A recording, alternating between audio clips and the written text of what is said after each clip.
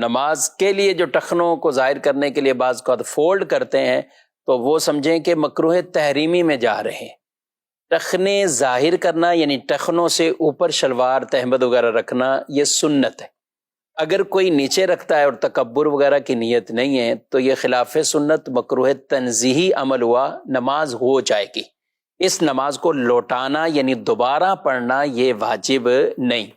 لیکن اگر کوئی شخص اس کی جگہ ٹخنے ظاہر کرنا یعنی ٹخنوں سے اوپر شلوار رکھنے کے لیے نیفے سے فولڈ کرتے ہیں، اور اسی طرح بعد پینٹ کو نیچے سے فولڈ کرتے ہیں اور ان کو ٹخنوں سے اوپر لے آتے ہیں، تو یہ جو فولڈ کرنا ہے نا، یہ مکروہ تحریمی عمل ہے۔ رسول اللہ صلی اللہ علیہ وآلہ وسلم کی حدیث مبارکہ ہے کہ مجھے حکم دیا گیا ہے کہ 7 ہڈیوں پر میں سجدہ کروں۔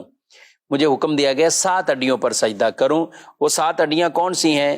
2 یہ ہاتھ، گھٹنے، 2 پاؤں اور یہ پیشانی۔ پیشانی کا لگنا زمین پر یہ فرض، اور ناک کا لگنا، ناک کی ہڈی کا لگنا یہ واجب۔ تو یہ 7 ہڈیاں ہوئیں۔ فرمایا مجھے حکم دیا گیا 7 ہڈیوں پر سجدہ کروں اور اپنے بالوں اور کپڑوں کو نہ سمیٹوں۔ بال بھی یعنی جیسے چٹیا وغیرہ یا اس طرح کو بنانا، کپڑے بھی نہ سمیٹوں۔ تو یہ کپڑے جو فولڈ ہوتے ہیں، جن کو شلواروں کو بطور خاص نیفے سے فولڈ کیا جاتا ہے، تو یہ ٹھیک عمل نہیں ہے، یہ مکروہ تحریمی ہے۔ اسی طرح پینٹ اگر کوئی نیچے سے بھی فولڈ کرتا ہوا اوپر رکھ لیتا ہے تو یہ بھی مکروہ تحریمی عمل ہے۔ وہ نماز کو واجب الاعادہ بنا دیں گے، یعنی وہ نمازیں واجب الاعادہ ہو جائیں گی، ان کو دوبارہ پڑھنا واجب ہو جائے گا۔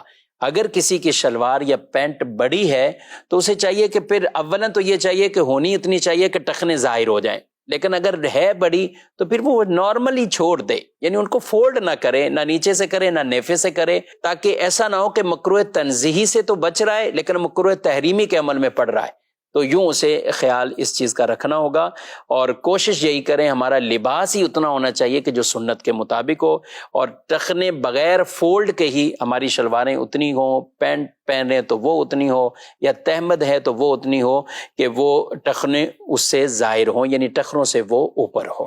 اس چیز کا خیال اگر نمازی حضرات رکھیں گے، ہم بکثرت شہروں کے اندر جو افراد رہتے ہیں تو وہ پینٹ کے ساتھ یہی معاملہ کرتے ہیں، عام حالت میں پینٹ نیچے ہوتی ہے اور نماز کے لیے اس کو فولڈ کر کے کوئی آدھی پنڈری پہ کوئی پتہ نہیں کہاں لے کے جا رہا ہوتا ہے، تو ان کی نمازیں مکروہ تحریمی ہو رہی ہوتی ہیں۔ یہ خود بھی مسئلہ سمجھنا چاہیے اور اپنے دوسرے بھائیوں تک بھی اس مسئلے کو پہنچانا چاہیے۔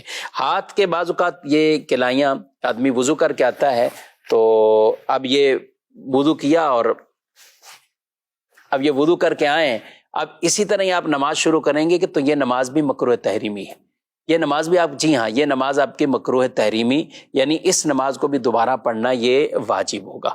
ہاں کوئی ایک آدھا بل ہوتا ہے بعض اوقات وہ رہ جاتا ہے ان آستینوں کا، تو اس سے نماز مکروہ تحریمی نہیں ہوتی۔ اب مثال کے طور پہ یہ ہیں، اب کسی کی یہ ایک بل ہے اور یہ ہاف کلائی تک بھی نہیں ہے، یعنی آدھی کلائی سے تک، آدھی کلائی سے کم ہے، تو یہ معافی کی صورت ہے، یہ عف ہے، یہ معاف ہے۔ لیکن شلوار کے نیفوں کے حوالے سے یہ نہیں کہا جائے گا کہ وہاں ایک بل وہ چھوٹ ہے، پینٹ کے اندر نیچے سے ایک بل کو چھوٹ ہے، ایسا نہیں ہے۔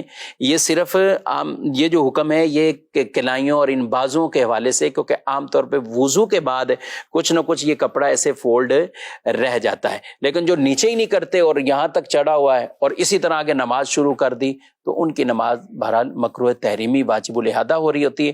یہ دین کے مسائل جب ہم سیکھیں گے، سمجھیں گے، اور نماز کو جیسا حکم ہے ویسا پڑھنا ہے۔ جی ہاں، فرمایا جس نے وضو کیا ویسا جیسا حکم تھا اور نماز پڑھی ویسے جیسا حکم تھا، اس کے گناہ اللہ بخش دیتا ہے۔ تو بخشش بھی چاہیے، تو ان احکامات کو پورا کما حق ہمیں بجا لانا یہ بہت اہم اور ضروری ہے۔ اللہ پاک مجھے آپ کو عمل کی توفیق عطا فرمائے۔